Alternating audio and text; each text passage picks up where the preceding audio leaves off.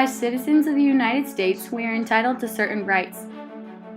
The government has become a part of every aspect of our lives, from deciding who and what we are allowed to marry, to determining whether or not we need health insurance.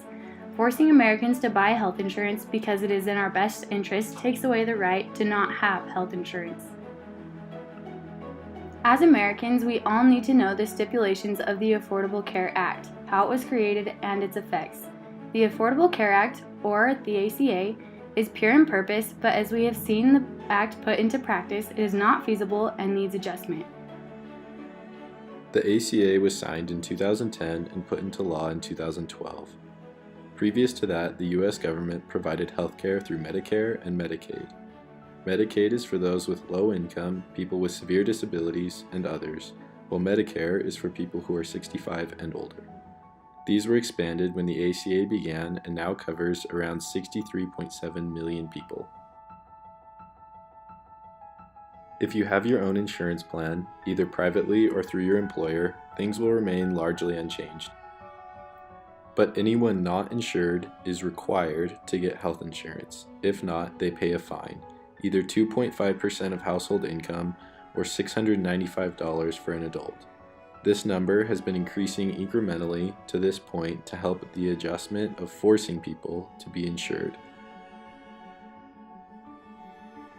Those covered by private insurance before the ACA can stay on their current plan, although the question remains of if this forced commerce is infringing on our constitutional rights. To help people shop for insurance plans with this new mandate, a government-run website was created called The Exchange. Here, people can shop for plans based on their location and current situation.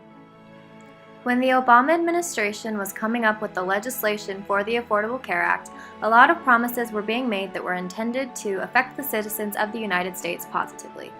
Whether or not you see the positives or the negatives of the Affordable Health Care Act passed during the Obama administration in 2010, there is no shortage of things to consider from both sides.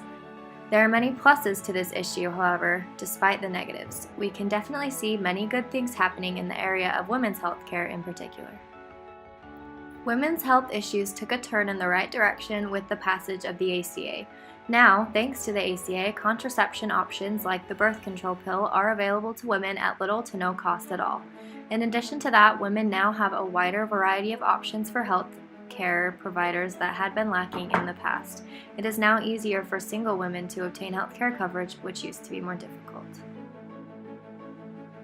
These effects on women's health due to the Affordable Health Care Act are just a few of the positive stipulations of the passage of the ACA in general. Though some women may see a more negative side of the ACA due to increased insurance rates or what have you, in general, the condition of women's health care has gotten better and has provided more options for women who may not have had those options prior to the passage of the ACA. In addition to these positives, healthcare providers cannot deny you insurance based on a pre-existing condition. For example, if you had type 2 diabetes and switched healthcare insurance, your providers would have to cover that. Also, men and women now pay the same amount for health insurance, and kids can stay on their parents' plan until they're 26 years old. This was not the case in the past. Several long-term outcomes also included improved national health and a decrease in the overall cost of insurance coverage. Although there have been a lot of promises, reality has painted a different picture. The ACA promised to lower the cost of insurance by about $2,500, but it did the opposite. Private insurance costs went up about $1,000, and employer-provided insurance went up around $4,800. Some of this due to the growing pains in starting such a system that as the companies back out, the competition is lost and more subsidies are needed to keep it running. The competition between companies has diminished, making this a huge problem with the quality of care received. Without competition, there is no motivation for good prices and even good medical care. If the playing field is evened out, then there is no drive to do better than the competitors, so things become sloppy, therefore leaving us with doctors that don't care. Those who are previously uninsured are now mandated to obtain insurance.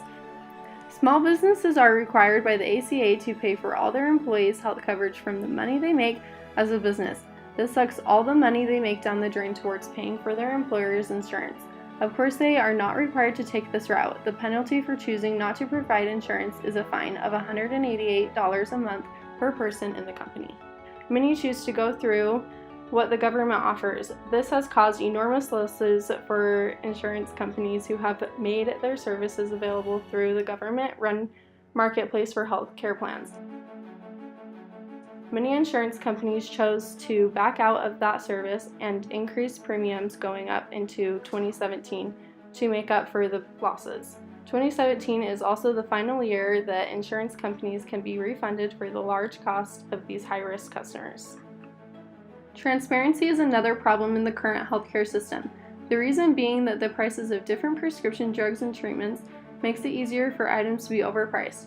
And it's not as if you can go shopping for the cheapest option when you're having a heart attack. Costs have risen for simple treatments or appointments. The doctors do this to make sure they are paid what they think is deserved for their services. As a consumer, people do not know if they are paying outrageous amounts to visit the doctor or fill a prescription. Their money could be used better elsewhere.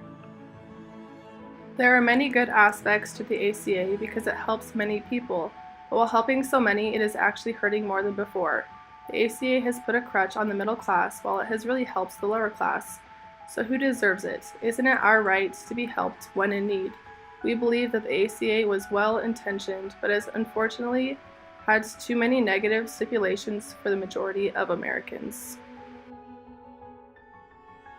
A solution to this problem would be more price transparency. We need to be able to clearly see where our money for healthcare is going and for what services. But along with this, we need to make sure that the positive benefits, like not denying people based on a pre-existing condition or making sure men and women pay the same amount for healthcare, do not go away. So we think our solution to this is to not entirely repeal the ACA, but make adjustments where needed to allow for more price transparency and competition in the healthcare market, which would greatly solve the economic problems that the middle class has with the ACA without taking away the benefits the lower class relies on. Because we see healthcare as a right, people should have the ability to have affordable healthcare, but should also have the option to opt out without receiving a fine. So another solution we see is removing the mandate on health insurance and to create other incentives, like having your insurance premiums tax deductible. We realize that this issue is a complicated one and it is not going to be solved overnight. However, we are optimistic that with the recent display of political involvement among the American people, we will all be able to come together and be able to vocalize our desire for change concerning our unsatisfactory healthcare system.